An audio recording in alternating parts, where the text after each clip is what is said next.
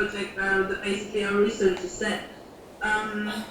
The focus will be a state in Germany. This is Western Mecklenburg, West Pomerania. And it's a state in eastern Germany, right on the coast of the Baltic Sea. So this basically means that there is a lot of wind, few people, a lot of wind turbines. And as you can see, the project started in 2018. We hope it will run for 5 years, and so we're basically just at the beginning. I don't know how much you've talked about the German energy transition at the moment. So what we see is that there is a massive drop in the expansion of wind power energy within the last 2 years. You see in 2017, you see the mouse? In 2017, it was a more than 5 gigawatt newly installed power, and it dropped to half last year, 2018.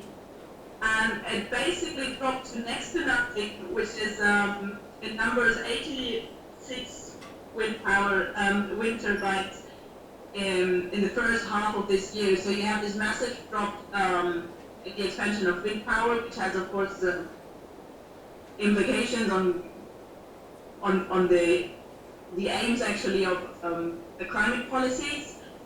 And this is for one reason it is due to because they changed their feed-in tariff system. So we usually had a fixed tariff system in Germany, and that now switched to an auction system. This is one reason for this massive drop, but the other is that that the licensing process takes so long that you have a massive gap. And this takes so long because it is often legally it's then legally fought against, and this is due because of the massive local protest in Germany against the wind project.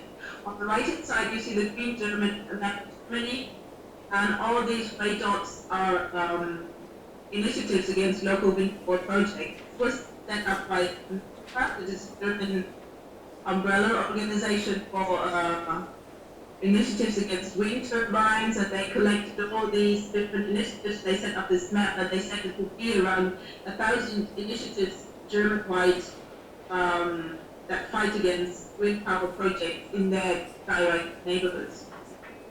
And well, the reason why why it's such a heated topic is similar to what the studies say Europe at least. So the typical argument is nature and landscape conservation, because oftentimes used as a strategic argument, because this is, at least in Germany, it is basically the only reason that is legally valid. So if you want to prevent a wind turbine, or if you want to basically stop a wind power project, then you will usually have to go through nature conservation or endangered species. Health impact is also a big concern. People don't really know whether infrasound is a problem or not, and what could it probably do to them. Loss of property value, of course, and also no local or personal benefits. And I will go deeper into this point with the next slide.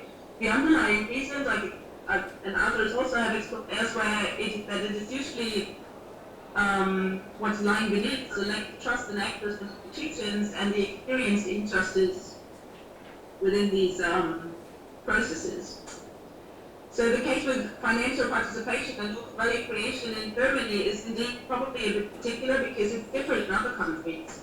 There is no federal regulation or no regional value creation. So that means that there are basically, besides being the project operator yourself, is that you have 3 options to generate income. This is one, rent. So you rent out the land that you can generate income through rent. That means that you have to be the landowner. The rent goes to the landowner. And in Germany, depending on the region, it's very different. It can be very different on who actually owns the land within a community. So it can be either the community themselves, it can be private property, for example, from local farmers. That is very common in the northeastern part of Germany. Or it also can belong to like large holdings and corporations, which is the case oftentimes in Eastern Germany, where you have these big agrarian corporations during the PR, and that changed and shifted, and so land ownership also changed. So you often have like big investors owning vast lands, but they are not actually based in the community themselves. So this is a big issue. And the other thing is business tax, or what we in Germany call Gewerbesteuer, from the wind parks actually.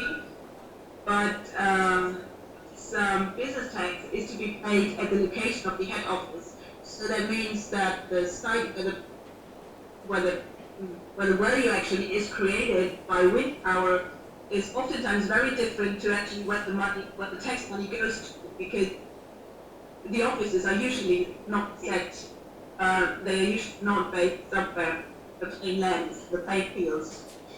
And the third option are individual negotiations between residents, local communities, and project operators. You have that, but you always need space for negotiations. And if you, for example, don't have access to land as a community, or if you're not embedded in this social context of a village, for example, being a local farmer owning land, wants to rent it out to a wind park operator, and you have usually a very few space for negotiations. So you do have regions, especially in the northeastern part of Germany, where you have many wind parks, but basically no money is, but no money is backed in the region, and it all goes to investors who are usually based somewhere else. And the other nice option is actually always energy cooperatives. But the thing with energy cooperatives is always that they are very capital intensive. You need to have people who can afford to invest in cooperating, and you need people who want to set up these corporations. So you need social capital, you need lots of knowledge, time, so it's very resource intensive, and it's not a model actually for it's not a model for this massive expansion that is needed. There are now new approaches on state level, because on federal level you don't have anything. So you have the state of Mecklenburg-West Pomerania, where we actually work with. They set up, they initiated a law that is called in German the Bürgergemeindebeteiligungsgesetz, a very nice long name, partly translated into citizen and community participation law, and came into being in May 2016, and it basically says that wind power operators have to offer financial participation or form compensation money for local residents and local communities who live within a distance of, I'm not sure, 5 or 3 kilometers around this wind park. So this is basically the first time that there is a law in Germany institutionalizes local value creation or compensation for the people who are directly affected by wind turbines. And that is basically what we want to look at. There is another legal initiative in the state of Brandenburg, which is right to the south of Mecklenburg, West Pomerania, that is the state surrounding the capital of Berlin, and they are drafting a law at the moment, the wind euro, the wind power euro, which should institutionalize a compensation money for all the surrounding communities within 3 kilometer distance for each turbine, a certain amount of annual money. So these are the new legal innovations, so to say, where they try to, and they hope to generate acceptance among local residents. And yeah, the first law we want to look at. So what do we want to do is, our research aim and question is we want to develop a first systematic overview of the implementation of the law. The thing with the law is it was implemented nearly already 3 years ago. But since the licensing process is for wind turbines, and the then following construction process also is so long, law hasn't been put into practice yet. It says that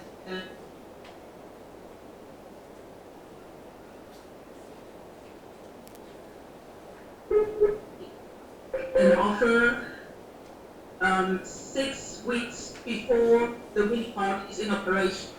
So this basically is now. So within the last 3 years, nothing happened because no one of the project developers was yet in this 6 week range, and within the next week, so during the end of the year, so literally now in the next month, the first offers will be made, and this is actually what we want to look at. We also want to look at whether it has an impact on social acceptance. We draw on the social acceptance framework of, we want to draw on the social acceptance framework of Busenhagen and his colleagues, and we want to see whether it has an impact on questions of justice, especially the question of fair distribution of burden and benefits, which is basically the most debated topic when you go to the communities. So how do you want to do it? We want to do it qualitatively, case study based, and the basis are semi-structured interviews with long range assessments. So usually you go to people, especially in these regions, and ask something like, what's the problem with wind energy? And then they can just talk on and on and on and on. So that is actually a very, it's always very fruitful way actually. Who do we want to ask? We already did the exploratory interviews this year. We want to ask on state level representatives from the Ministry of Energy, Infrastructure and Digitization. These were the people who are responsible for the law. We also want to talk to the Agency for Energy and Climate Protection West Pomerania. This is an agency that was set up amongst others to empower local communities in these negotiation processes with the project developers. And we want to see whether this agency does have impact, or whether local communities actually approach them and feel that this is a trustworthy intermediate actor. And then we have 3 villages where the law is about to be put into place, or where offers can be expected within the next weeks. And we want to talk to people from civil society, local government, and project developers, so that we have these 3 dimensions of social acceptance covered. And this is our conceptual approach, which we really have to work on further. So this is just the adoption from Busenhagen, who have a triangle of 3 dimensions of social acceptance, which is the social political acceptance, so the broad framework of institutions and political actors, key stakeholders. We have the market acceptance of also consumers. What is as most important are the investors and project developers, and you have the community acceptance, so the local level. And what we also want to do is, since procedure of distribution of justice and trust is set as part of the local community, the community accepted, actually we want to broaden it, and we want to strengthen questions of justice within acceptance research, basically to have questions of justice on all levels and to make it kind of a basis. So we were thinking of actually starting with Jenkins and their energy justice framework, but they also have 3 dimensions of distribution and procedural justice, but also recognition justice, where the question is actually who is affected and who is recognized as being negatively affected.